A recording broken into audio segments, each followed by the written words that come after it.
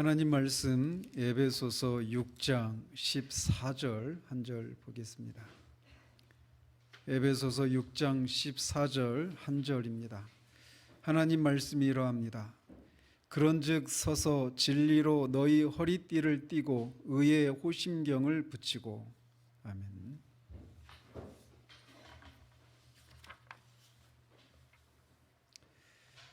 지난주부터 우리는 하나님의 전신갑주 그 하나하나씩에 대해서 살펴가고 있습니다. 그러면서 가장 첫 번째로 진리의 허리띠를 띠라고 하는 것에 대해서 지난주에 살폈습니다. 오늘은 이어서 의의 호심경을 붙이라 라고 하는 말씀을 살펴보도록 합니다. 개역 성경에서는 의의 흉배 이렇게 번역을 했었는데, 이 의의 흉배, 호심경은 보호한다라고 할 때 그 호자, 보호할 호자고 마음심자의 거울 경자입니다. 그래서 이 병사의 이 목에서부터 이 허벅다리 윗부분까지 보호하기 위한 장비가 호심경 혹은 흉배라고 흉배라고 할 수 있습니다. 즉 우리가 일반적으로 몸통이라고 부르는 그 부분을 보호하기 위한 장비가 호심경, 흉배라고 할 수 있단 말이죠. 따라서 이 호심경은 몸의 여러 중요한 부분을 보호하는 장비로서 이 갑옷에 있어서 매우 중요한 그런 장비 중에 하나라고 할 수 있습니다. 이를테면 심장이나 폐를 비롯해서 간이나 어떤 여러 가지 장기들을 보호하기 위한 장비가 바로 호심경입니다. 근데 우리가 지난주에도 말씀드렸지만 사도가 분명히 이 로마 병사가 무장한 이것을 보면서 그걸 비유해서 이렇게 마귀와의 싸움에서 필요한 전신갑주가 무엇인가를 말하고 있는데, 마찬가지로 이 호심경이라고 하는 것을 이 물리적으로만 우리가 생각해서는 안 됩니다. 따라서 사도가 이렇게 몸통의 여러 가지 중요한 장기들을 보호하기 위한 장비인 호심경을 붙이라라고 이렇게 말하고 있는 것을 통해서 사도가 궁극적으로 말하고 있는 것이 무엇인가를 우리가 이해할 필요가 있어요. 먼저는 사도가 이렇게 의의 호심경을 붙이라라고 할 때 그 호심경을 통해서 보호해야 될 그것이 무엇인가라고 하는 것을 생각할 때 가장 먼저 우리가 떠올릴 수 있는 것은 우리의 기분과 감정을 조절하는 것을 보호해야 된다라고 말할 수 있습니다. 이렇게 말할 수 있는 이유는 우리가 성경을 보면 종종 인간의 어떤 감정이나 슬픔이나 어떤 비통함을 표현하기 위해서 문자적으로 창자가 아프다라고 하는 식으로 표현하는 것을 우리가 심심치 않게 발견할 수 있습니다. 이를테면 예레미야 예가에서 예레미야는 이렇게 말을 합니다. 내 눈이 눈물에 상하며 내 창자가 끊어지며 내 간이 땅에 쏟아졌으니 라고 표현합니다. 하나님의 백성인 이스라엘 백성이 이방인의 손에 의해서 회파된 멸망한 그 상황을 보면서 그는 극한 슬픔과 비통함에 빠졌는데, 그것을 표현하기 위해서 내 창자가 끊어졌고 내 간이 땅에 쏟아졌다, 이런 식으로 그의 슬픔을 표현하고 있습니다. 당시 유대인들은 감정의 좌소가 창자나 간에 있다라고 생각을 했던 것이죠. 그래서 사도 바울 역시도 빌립보서 2장 1절에서 그러므로 그리스도 안에 무슨 권면이나 사랑의 무슨 위로나 성령의 무슨 교제나 긍휼이나 자비가 있거든 이라고 말을 하고 있는데, 거기서 말하는 긍휼이라고 하는 단어가, 긍휼로 번역한 그 단어가 문자적으로는 간이나 폐를 가리키는 이 창자라고 그렇게 헬라어로는 그렇게 되어 있습니다. 또 오래된 영어 표현에 보면 분통을 터뜨린다라고 할 때 그 분통을 터뜨린다라고 하는 표현이 비장을 터뜨린다 이렇게 표현되어 있습니다. 내가 비장을 터뜨렸다, 이 얘기는 내가 분통을 터뜨렸다, 이런 의미로 쓰인단 말이죠. 이처럼 사람의 기분이나 감정을 느낄 때 그것이 인간의 내장의 어떤 장기들과 연관이 있다라고 옛날 사람들은 생각을 했던 것입니다.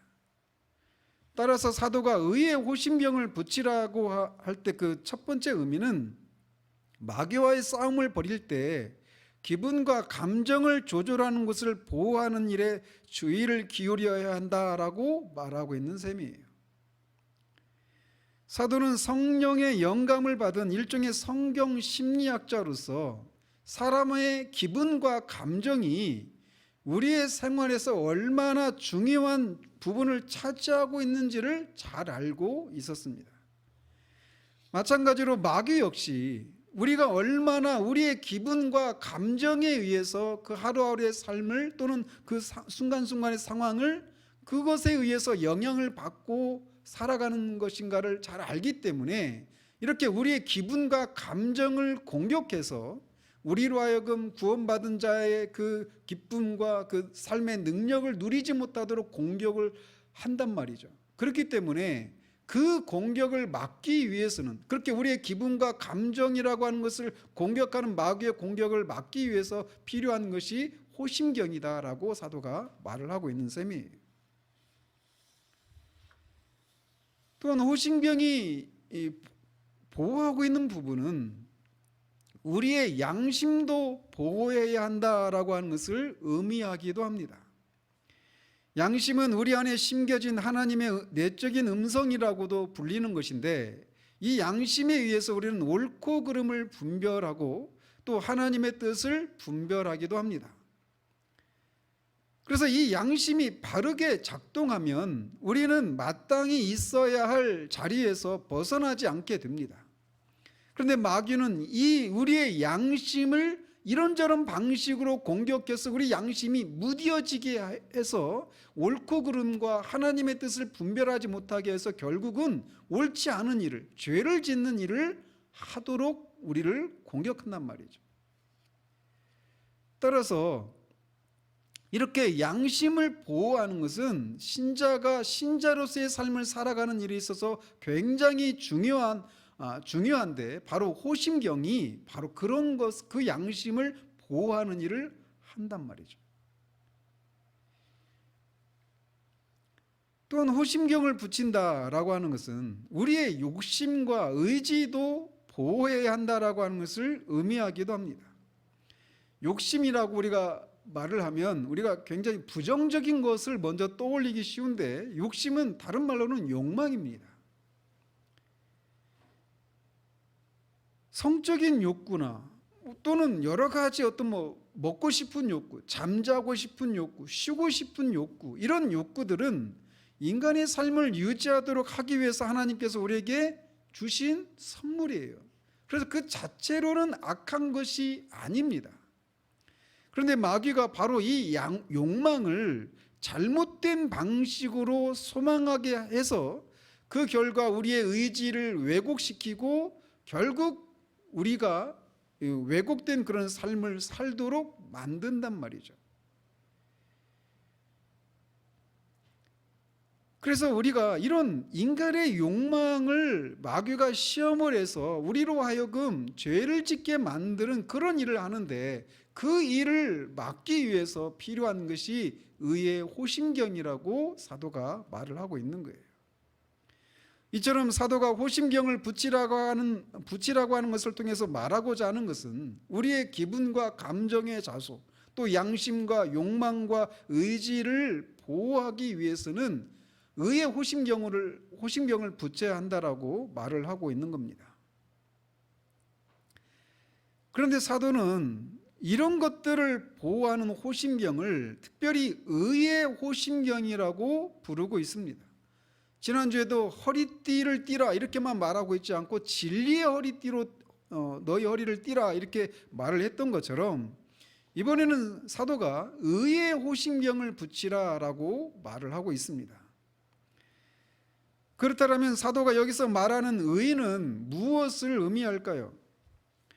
어떤 사람들은 여기서 말하는 의를 도덕적으로 옳은 것 혹은 정직하고 인격적으로 완전한 것을 의미한다라고 주장합니다.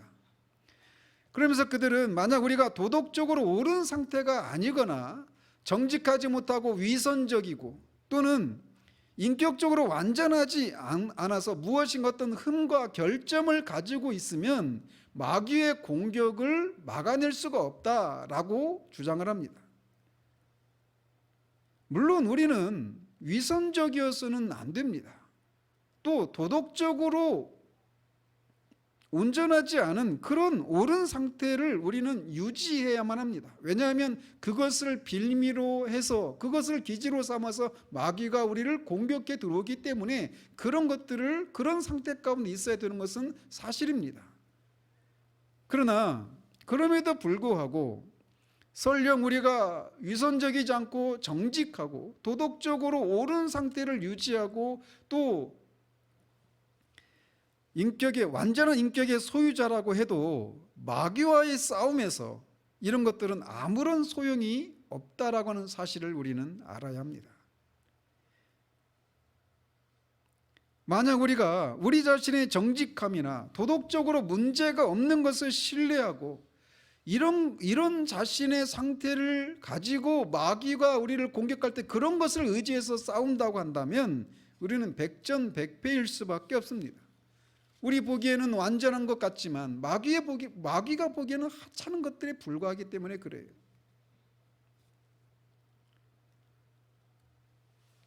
이번 주에 존 오웬의 신자 안에 내주하는 죄, 시험, 죄사함, 죄와 은혜의 지배 이런 이 책들을 이렇게 순서대로 읽었는데 특별히 신자 안에 내주하는 죄라고 하는 책을 읽으면서 내내 제 안에 슬픔이 밀려왔습니다.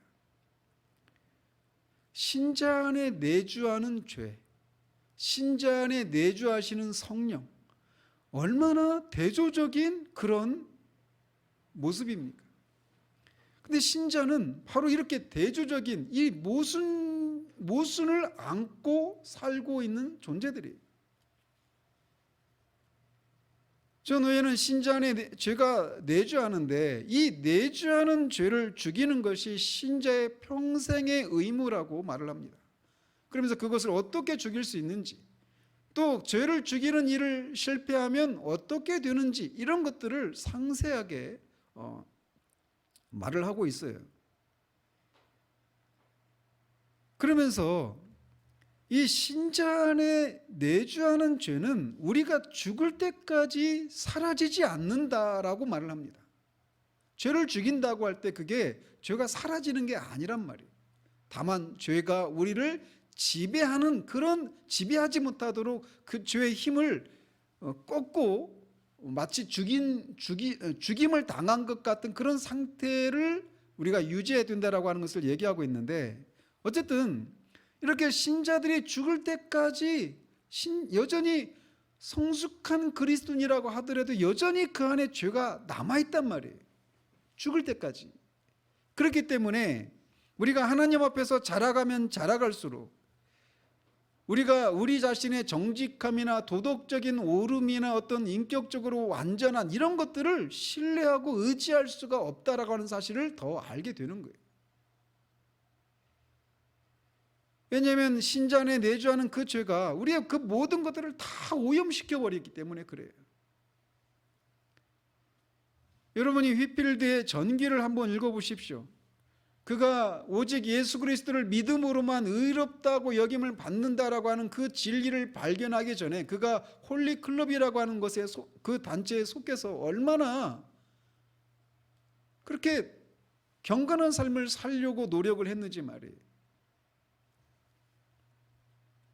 그러나 그가 그런 것들로는 마귀와의 싸움에서 아무런 능력도 발휘하지 못한다라고 하는 것을 그는 발견하고 절망을 하게 되었죠.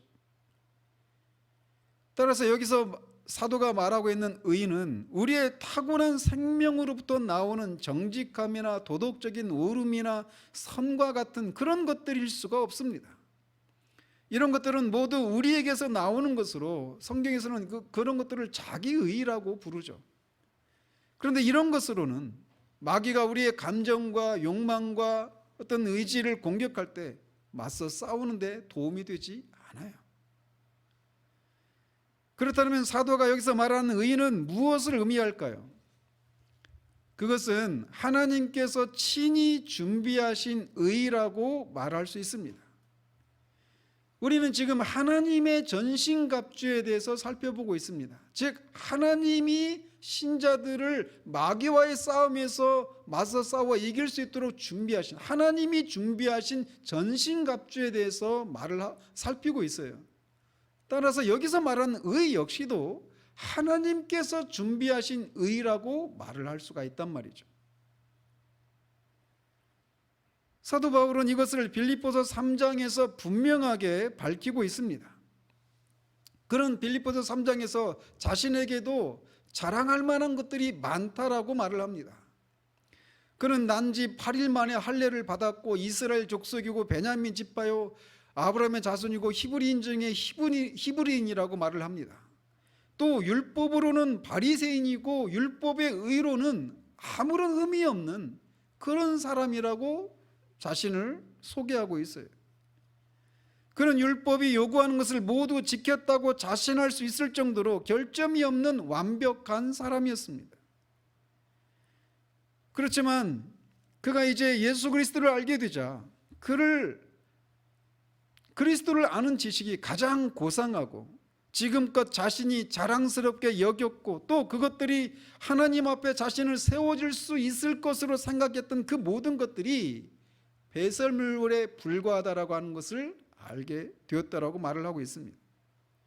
그러면서 자신이 가진 의는 율법에서 난 의가 아니라 오직 그리스도를 믿음으로 말미암은 것이니 곧 믿음으로 하나님으로부터 난 의라고 말하고 있습니다.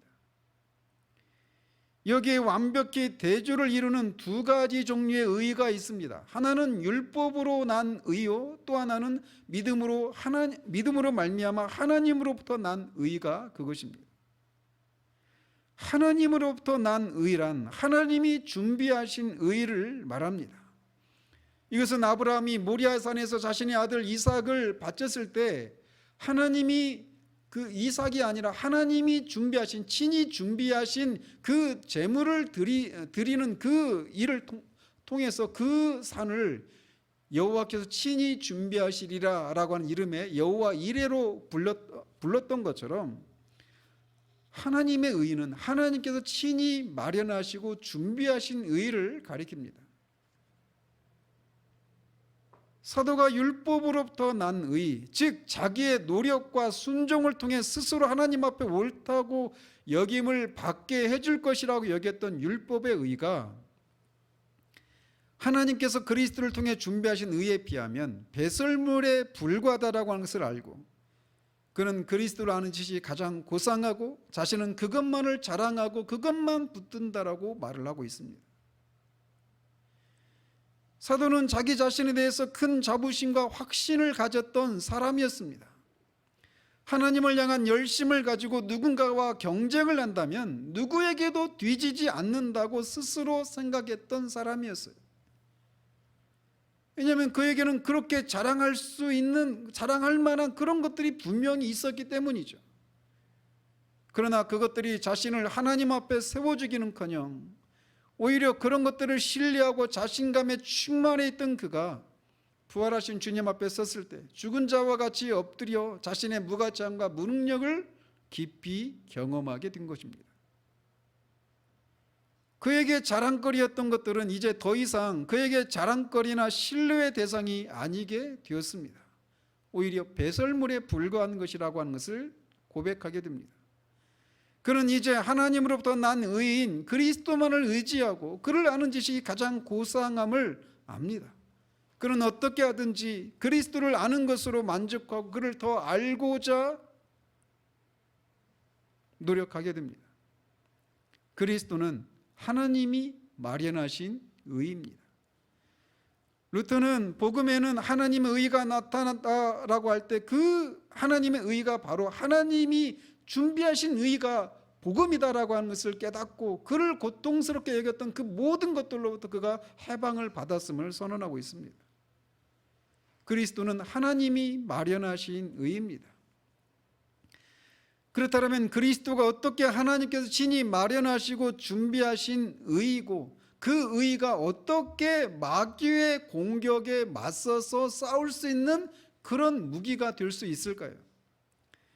먼저 그리스도가 하나님이 친히 마련하신 의라고 하는 것이 의미하는 것은 이렇습니다.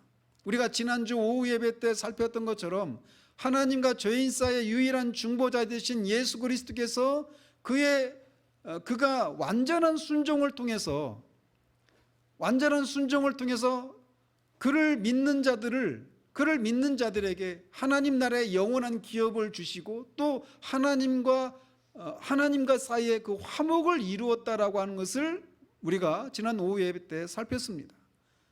거기서 말하는 완전한 순종은 두 가지 종류의 순종이라고 말씀을 드렸죠. 하나는 그가 화목제물이 되어서 친히 대제사장으로서 자신을 화목제물로 삼아서 하나님 앞에 자신을 드림으로 하나님과 우리 사이에 그 원수된 것을 화해시키는, 화목하게 하시는 그런 일을 하셨다. 그 결과 우리에게 죄 용서를 해주실 수 있는, 죄값을 다 대신 치르심으로 말미암아 죄 용서를 해줄 수 있는 그런 일을 하셨다라고 하는 사실을 말씀드렸습니다.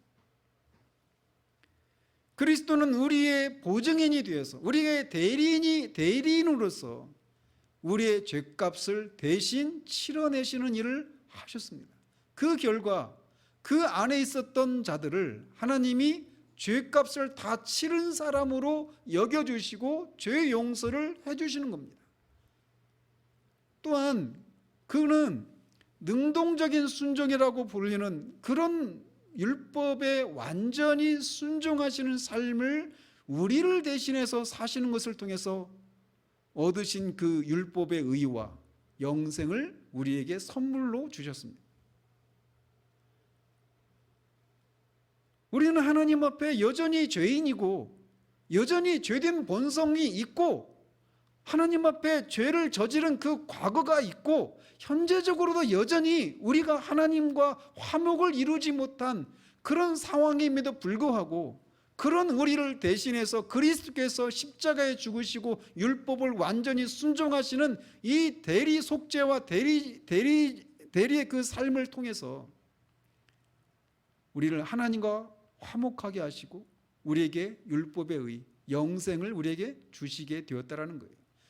그런 그의 삶과 죽으심이 바로 그런 의미라고 하는 하나님의 말씀을 믿을 때 하나님은 우리를 죄 용서해 주시고 우리를 의롭다고 여겨 주시는 것입니다. 즉 그리스도는 하나님이 우리를 의롭다고 여겨 주시기 위해서 하나님이 친히 마련하신 의인 것입니다. 그러므로 누구든지 예수 그리스도를 믿기만 하면 자신의 죄가 용서될 뿐만 아니라 하나님과 화목을 이루고 화목을 이룬 자들에게 하나님이 주시고자 하시는 하늘에 속한 모든 신령한 복을 받아 누리게 되는 것입니다. 그게 바로 하나님이 말씀하시는, 하나님이 준비하신 의예요. 오직 그것만이 우리가 하나님 앞에 담대하게 설 수 있게 해주는 것입니다. 오직 믿음으로 얻는 의, 그것이 바로 하나님께서 마련하신 의입니다. 사도는 바로 그 의의 호심경을 붙이라고 말을 하고 있는 거예요. 그렇다면 실제적으로 우리의 신앙생활에서 이 의의 호심경이 어떤 식으로 작동할 수 있게 될까요? 앞에서 우리는 우리의 기분이나 감정이 우리의 신앙생활에서 매우 중요한 것이라고 말씀드렸습니다. 만약 여러분이 진정으로 예수 그리스도께서 완전한 순종을 통해서 여러분이 치러야 할 죄값을 대신 치러주셨고 그분이 율법을 완전하게 지키신 것이 여러분을 위한 것이라고 하는 것을 믿는다라면, 그리고 이 사실을 믿는 여러분을 하나님께서 여전히 죄가 있음에도 여러분을 의로운 자로 여겨주신다라고 하는 것을 믿는다면 여러분은 이 사실을 인해서 여러분의 마음에 감동이 있게 될 것입니다. 만약 여러분이 이 사실을 믿는다고 말하면서도 이 사실에 대해서 감동이 없다면 그것은 단순히 지적으로만 믿고 있는 거예요. 사도는 로마서 6장 17절에서 참된 그리스도인에 대해서 이렇게 정의합니다. 하나님께 감사하리로다. 너희가 본래 죄의 종이더니 너희에게 전하여 준 바 교훈의 본을 어디에 전해줬다고 할까요? 인간의 지성을 가리킵니다. 그 너에게 전해준 바 교훈의 본을 마음으로, 여기서 말하는 마음은 감정입니다. 마음으로 순종하여 의지를 가리키는 거예요. 한 사람이 참된 그리스도인이라고 하는 것은 지성과 감정과 의지에 그 복음의 내용들이, 그 복음의 내용들을 지적으로 동의하고 그것들에 감정적인 반응이 따르고 거기서 그치는 것이 아니라 그것에 따라 의지가 그 복음의 진리에 맞는 삶을 살아가는 것으로 나타나게 되는 거예요. 이 모든 것들이 다 나타나는 것이 참된 그리스도인의 그런 변화된 삶 속에 나타나는 것입니다. 여기 지성과 감정과 의지가 있어요. 그리고 이 순서 또한 매우 중요합니다. 감정이 먼저가 아니라 지성에 성령의 거룩하신 조명으로 말미암은 깨달음이 먼저 있는 겁니다. 그리고 그 깨달은 진리에 대해 여러분의 감정이 동하고 여러분의 의지가 복음의 진리에 따라 그렇게 움직여가는 거예요. 아무튼 감정은 지성과 독립해서 홀로 떨어져 있는 것이 아닙니다. 다른 말로는 객관적인 진리가 먼저이고 주관적인 반응이 뒤따르는 것입니다.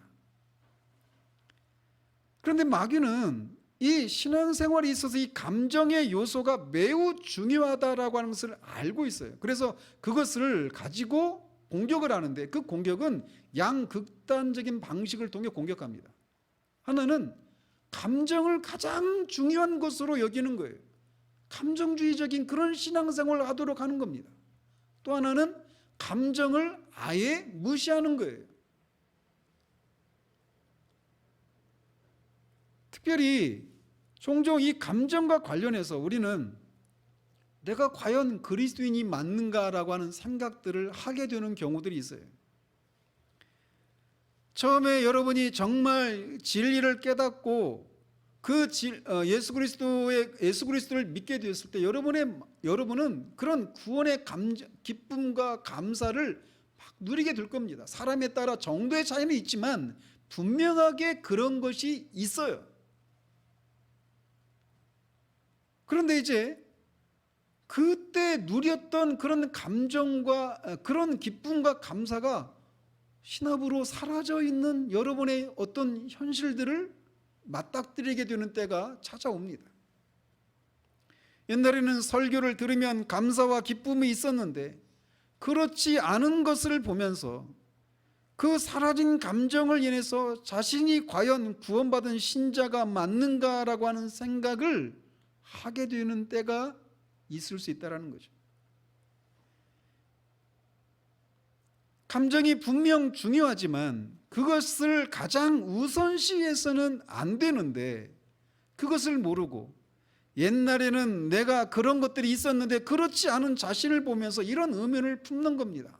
그러면서 이 감정을 그런 생생함을 다시금 회복하기 위해서 막 찬양을 부른다든지 어떤 식으로든지 그 감정, 그런 구원에 대한 그런 기쁨과 감사를 회복하기 위해서 어떤 감정을 자극하는 그런 방식의 어떤 것들을 막 추구한단 말이에요. 그런데도 그런 것이 회복되지 않을 때 내가 옛날에 경험했던 느꼈던 이런 것들이 과연 맞나? 내가 과연 구원받은 것이 맞나라고 하는 그런 의심을 하게 된단 말이죠. 그러나 여러분이 기억해야 될 것은 그런 감정은 사라지기 마련입니다. 마귀가 그렇게 그런 사라진 감정을 인해서 정말 네가 구원받은 사람이 맞아라고 하는 그런 공격을 해올 때 우리가 붙들어야 할 것이 바로 의의 호심경이에요. 감정의 호심경이 아니라 의의 호심경으로 무장을 해야 하는 겁니다. 그렇게 될 때 여러분이 잃어버렸던 감정, 그런 감사와 기쁨이 찾아오게 될 겁니다.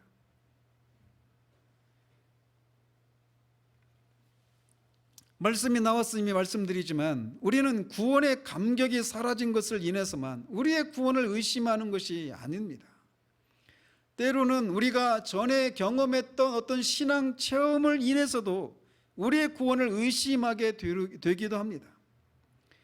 하나님께서는 종종 우리에게 예기치 않은 영적인 체험을 하게 하십니다. 죄송합니다. 좀 뒤로 가겠습니다.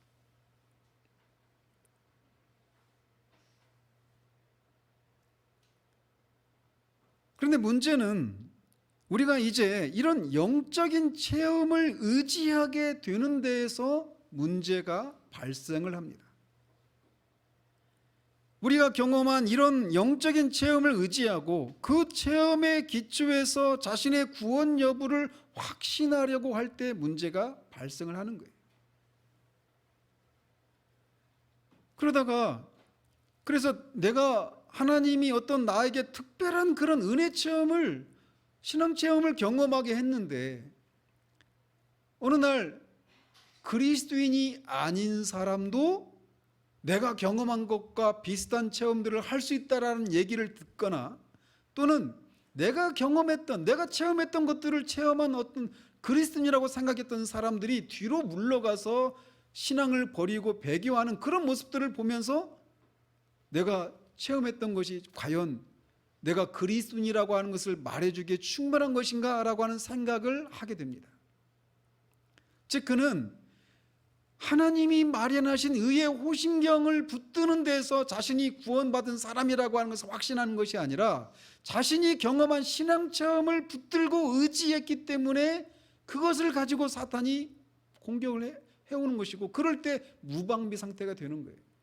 그래서 사도는 체험의 호심경이 아니라 의의 호심경을 붙이라고 말을 하고 있는 겁니다.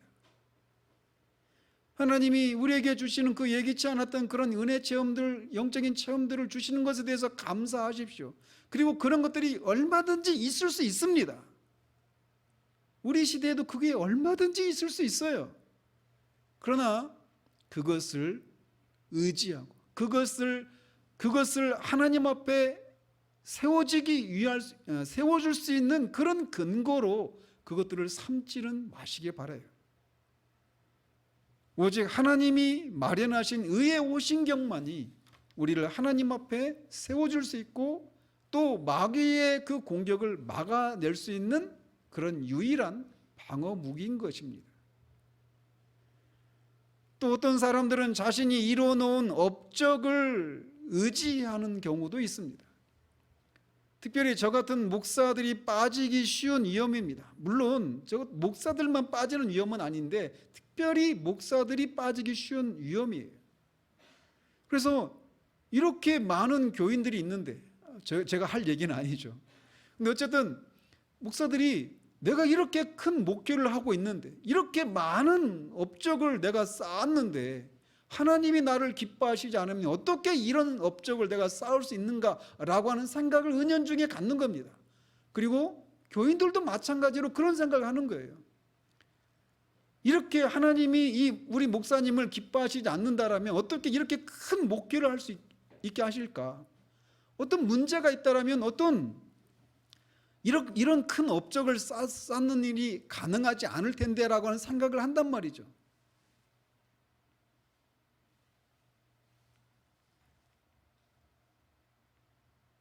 그런데 어느 날 자신과 비교할 수 없을 정도로 주님의 나라를 위해서 많은 업적을 쌓은 누군가를 만나게 됩니다. 책을 통해서든지 실제로 그런 사람을 만날 수 있어요.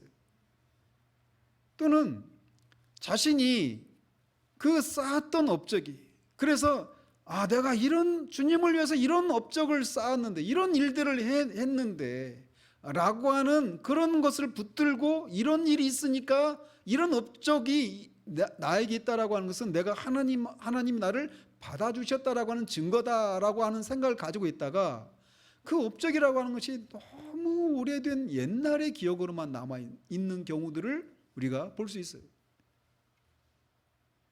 그래서 먼 옛날의 기억으로만 남아있고 지금은 아무것도 하지 못하고 있다는 생각을 하게 되는 날이 찾아옵니다.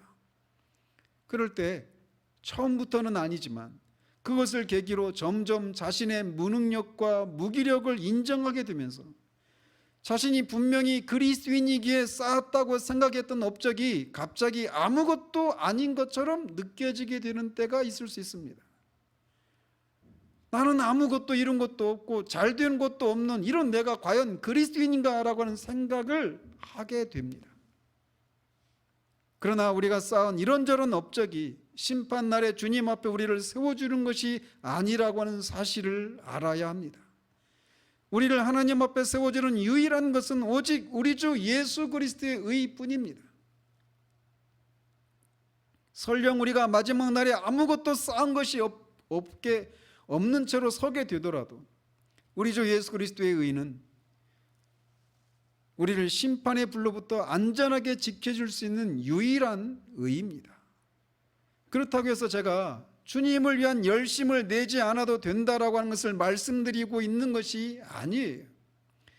마귀가 우리를 속일 때 너는 주님을 위해서 아무것도 한 것이 없는데 어떻게 주님 앞에 설 수 있느냐, 이런 너를 주님이 기뻐 받으시겠느냐라고 하는 그런 생각을 우리에게 주입해서 우리를 낙심하게 하고 구원받은 자로서의 그런 기쁨을 누리지 못하게 할 때 우리가 붙들어야 할 것이 바로 의의 호심경이라고 하는 사실을 말씀드리고 있는 겁니다. 또 마귀는 우리가 죄를 지었을 때나 우리에게 여전히 옛사람의 본성이 남아있는 것을 인해서 우리를 공격하기도 합니다.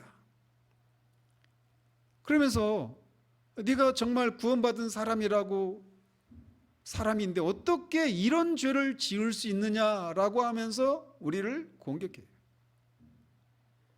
네가 지은 죄는 믿지 않는 사람도 짓지 않는 죄야. 그런데 어떻게 네가 믿는 사람이라 할 수가 있어? 라고 사탄이 공격한단 말이죠.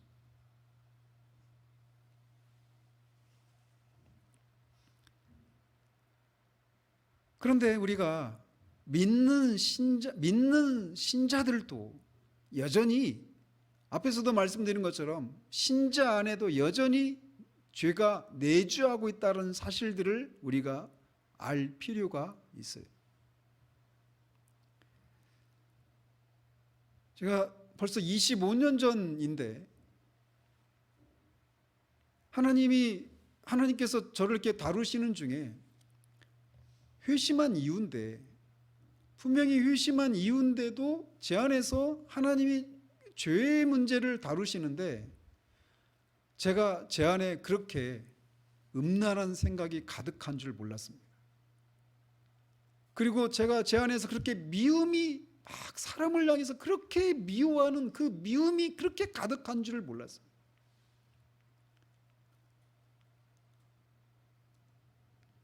그리고는 제 안에서 의심한 이후에 정말 주님의 영광을 위해서만, 하나님의 영광을 위해서만 살고 싶은 그런 소망이 있고, 그것이 내 안에 내 영혼 깊이 자리하고 있다는 사실들을 하나님이 발견하게 하셨거든요. 그리고 그런 현실이 있지 않는 것을 인해서 슬퍼하는 마음을 막 제게 부어주셨단 말이에요.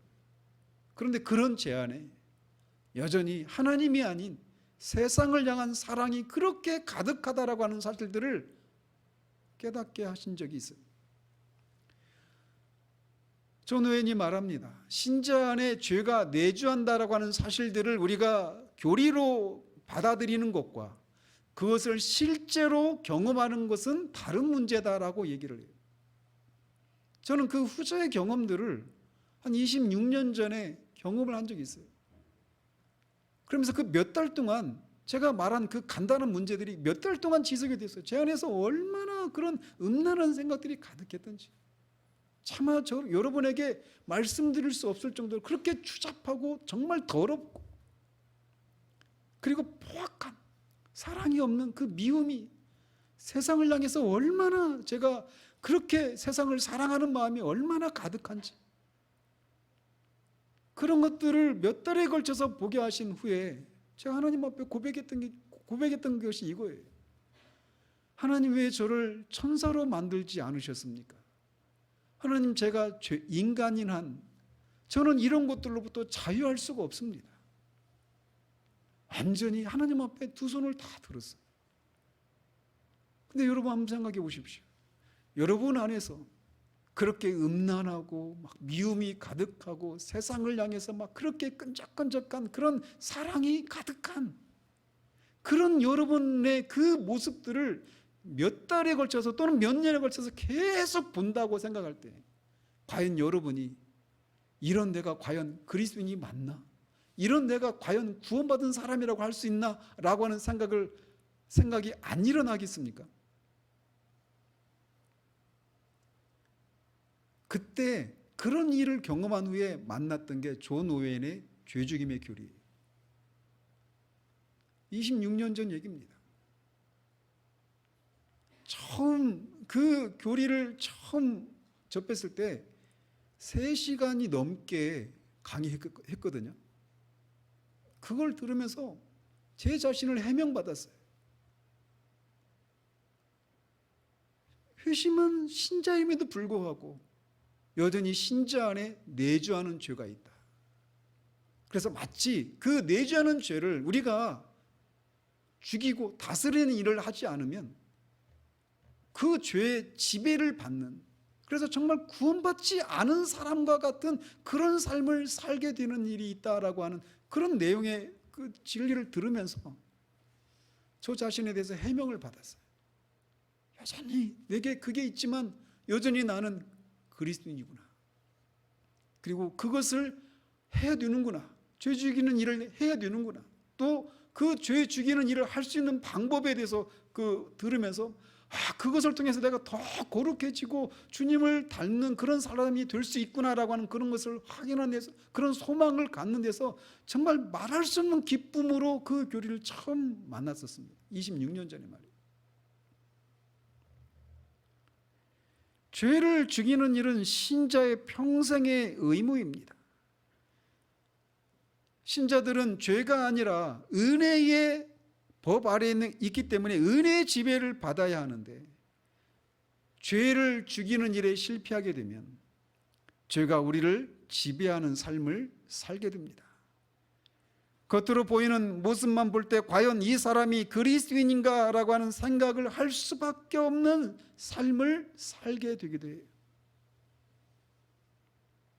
그때 마귀가 네가 이런데 어떻게 네가 신자라고 할 수 있느냐라고 공격한단 말이죠. 그때 우리가 붙들어야 할 것이 하나님이 마련하신 의입니다. 우리 안에 여전히 죄가 남아있고 그 죄가 우리를 속이고 죄의 지배를 받는 상황 가운데서도 우리가 붙들어야 할 것은 그리스도의 완전하고 영원한 의입니다.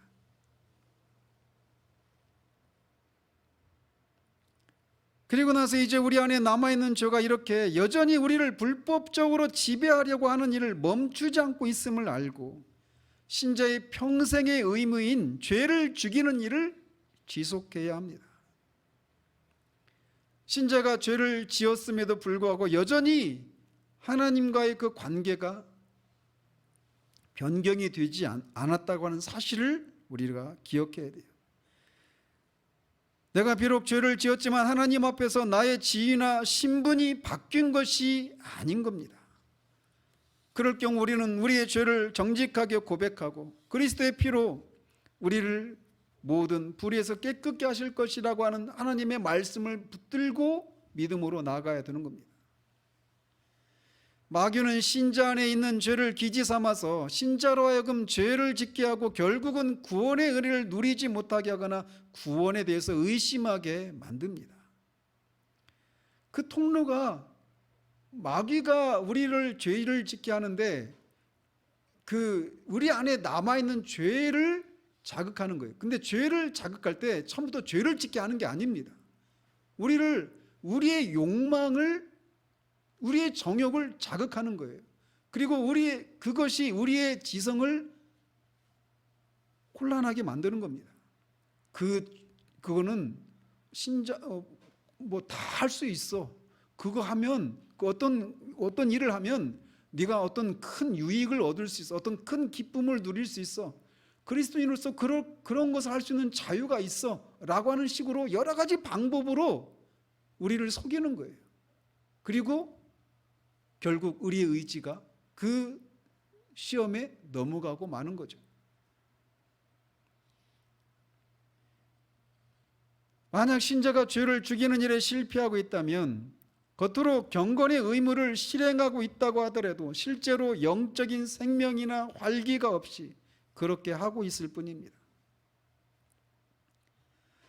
저는 이번 주에 존 오웬의 책들을 읽으면서 저 자신을 비롯해서 우리 교회, 더 나아가 우리 시대의 교회의 모습을 보면서 이 교리를 시급히 다룰 필요를 정말 절감했습니다. 그리고 사실 오늘 이 설교를 중단하고 막 이것부터 할까 이런 생각까지 할 정도로 굉장히 시급함을 느꼈어요. 아마 에베소서 강해가 끝나면 존 오웬의 죄죽임의 교리를 하게 되지 않을까 싶습니다. 어쨌든 그 책들을 읽으면서 저는 내내 슬픔을 금하지 않을 수 없었습니다.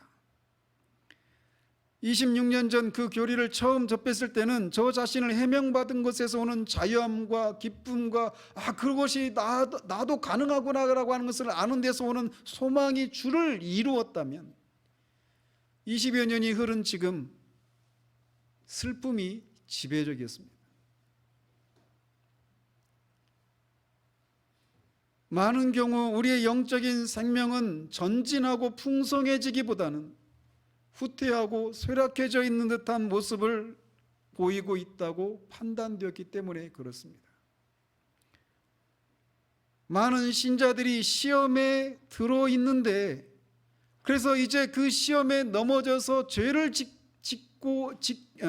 지을 수 있는, 그래서 죄의 지배를 받을 수 있는 그런 위험에 처해 있는데, 아니 심지어는 이미 그런 상태인데도 불구하고 자신의 영적인 상황을 심각하게 생각하지 않고 있는 그런 모습들을 저 안에서도 또 여러분들 안에서도 우리 교회 안에서 우리 시대의 그리스도인이라고 하는 사람들의 모습 속에서 정말 보게 되면서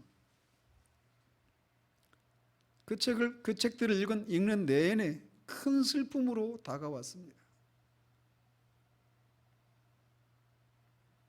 그런 모습이 기독교의 전체가 아닌데 그 이상의 것을 실제 삶으로 보여주지 못해서 결국은 하나님의 영광을 가리고 있는 이 현실이 너무나 큰 슬픔으로 다가왔습니다. 따라서 사도가 의에 호심경을 붙이라라고 할 때 그 호심경을 붙인다라고 하는 그 의미는 소극적인 측면에서는 신자가 자신의 신분에 걸맞게 죄를 죽이고 세상의 유혹을 물리치는 삶을 사는 것이라고도 할 수 있습니다.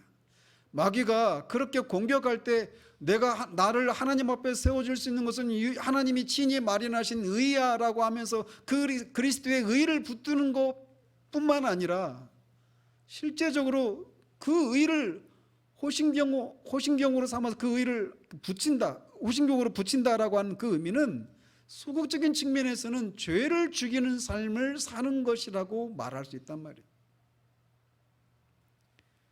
그래서 존 오웬이 말하는 것처럼 신자의 의무는 죄를 죽이는 것과 은혜를 살리는 것, 이것을 통해 구원받은 신자의 삶이 구성된다라고 말을 하는 겁니다. 그 중에 하나가 소극적인 측면에서 의에 호심경을 붙인다라고 할 때 첫 번째가 그렇게 죄를 죽이는 것과 관련된 삶을 살아가는 것을 말하는 거예요. 여러분이 지금 예배를 드리고 또 개인적으로 어떤 나름의 그런 경건 생활을 하고 있는지 한번 돌아보십시오. 과연 여러분이 전보다 더 풍성해지고 그 생명을 누리는 것들이 예전에 비해서 더 풍성해져 있는지, 지금 영적으로 지금 현재 그런 생명을 활기를 누리고 있는지 돌아보시기를 바라요.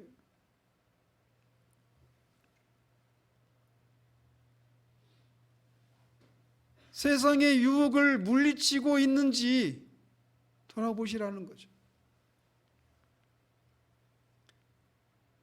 정말 하나님 앞에 너무 부끄럽고 죄송한 그런 한 주간이었습니다.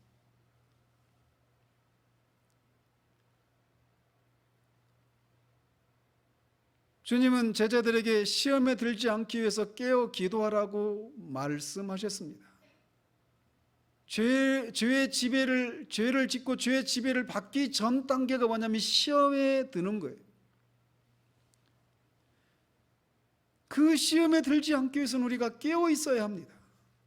또 기도해야 합니다. 여러분은 깨어 있습니까? 기도하고 있습니까? 그래서 시험을 이기고 있습니까? 나중에 이것들에 대해서 더 상세히 다루겠지만, 저는 우리가 지금 매우 심각한 상태에 있다라고 하는 판단을 저버릴 수가 없습니다. 그래서 제가 이걸 막 중단하고 이것부터 해야 되겠다라고 하는 그런 다급함을 막 느끼는 거예요. 저는 말씀을 전할 때든지 어쨌든 저 자신도 그렇지만 교회의 상태들을 보면서 끊임없이 여러분들에게 말씀을 전할 때든지 여러 가지 상황들을 통해서 영적인 그런 막 촉수를 계속 더듬고 있어요. 여러분이 말씀을 듣는 여러분들의 마음, 그런 반응들, 또 기도하는 모습들, 많은 경우 여러분이 정말 깨어 있다라고 할 수 있는지, 우리 심각하게 우리의 영적인 상황에 대해서 심각하게 생각해야 합니다. 지금 현재 우리들이 보여주고 있는 이것이 기독교의 전부일 수가 없잖아요. 근데 그런 것이 우리에게 심각하게 다가오고 있고, 또 그것이 여러분에게 고통이 되고 있는지, 이런 상태로 내가 계속 살아서는 안 된다라고 하는 그런 생각을 가지고 있는지 묻고 있는 거예요. 의의 오신경을 붙이라고 하는 것은 신자의 평생의 의무인 죄를 죽이는 이 삶을 우리가 실천하는 것이라고도 말할 수 있어요. 또 의의 오신경을 붙이라고 하는 것을 적극적인 측면에서 말씀을 드린다라면, 존 오웬의 표현을 빌면 은혜를 살리는 삶이죠. 그 삶은 그가 영적 사고방식에서 말하고 있는 그 삶을 살아가는 겁니다. 우리가 하늘에 속한 사람이라고 하는 것을 기억하고 이 땅의 것들이 아니라 하늘에 속한 것들을 추구하며 살아가는 거예요.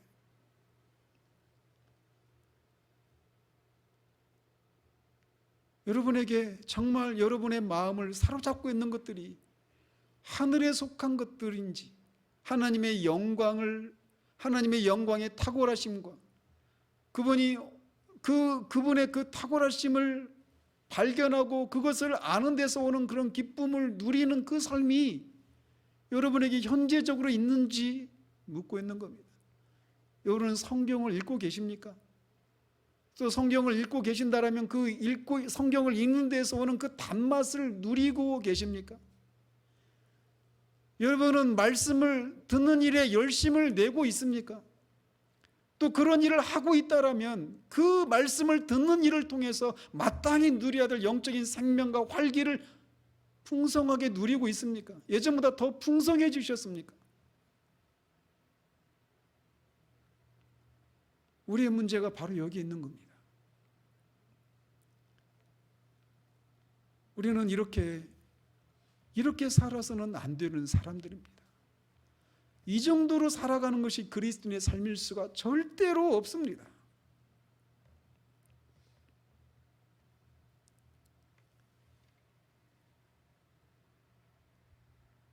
그러니 마귀의 공격을 받아서 살아있다라고 하는 이름은 있지만 실상은 죽어있는 사대교회와 같은 삶을 살지 않으려면, 또 나는 배부르고 모든 것을 갖추고 만족한다고 하지만 실상은 벌거벗고 가난한 라오디게아 교회와 같은 그런 영적인 실상을 살아내지 않으려면 우리는 의의 호심경을 붙여야 합니다. 소극적으로는 그리스도의 의를 붙들고 오직 그것만을 자랑하고 붙드는 일을 해야 되고, 신자의 평생의 의무인 죄를 죽이는 일을 해야 합니다. 더 나아가 은혜를 살리는 일을 해야 하는 겁니다. 이 세상이나 죄를 사랑하지 않고 하나님을 사랑하고 위의 것을 추구하는 삶을 살아야 하는 거예요. 이것이 의의 오심경을 붙이라고 하는 사도가 말하고 있는 내용들입니다. 의의 호심경을 붙이십시다. 다시금 우리가 누구인지 기억해 내십시다. 우리가 이 정도로 살아도 되는 그런 사람들이 아니라고 하는 사실들을 기억해 내십시다. 그리고 하나님이 그리스도를 통해서 약속하고 있는 그 영적인 생명과 그 활기의 그 풍성함을, 그 능력을 이 가난한 시대 가운데 살아내는 사람, 그런 교회가 되기를 위해서 다시금 우리가 깨어 있으십시다. 다시금 우리에게 주어진 그 의무를 게을리하지 않고 그것들의 실증이 나 있는 그런 우리들을 부끄러워하고 또 하나님 앞에 그것들을 인해서 슬퍼하는 마음을 가지고 다시금 우리가 마땅히 서 있어야 될 그 길로 돌아가는 우리들 되기를 우리 주님의 이름으로 축원드립니다. 기도하겠습니다. 하나님 아버지, 의의 호심경을 붙이라 라고 하는 사도의 권면에 대해서 살펴보았습니다. 우리는 얼마나 우리가 감정에 휘둘리고 또 우리의 업적을 쌓는 것을 붙들고 우리의 도덕적인 선함을 붙들고 그런 것들로 하나님 앞에 설 수 있는 것처럼 생각하기가 쉬운지요.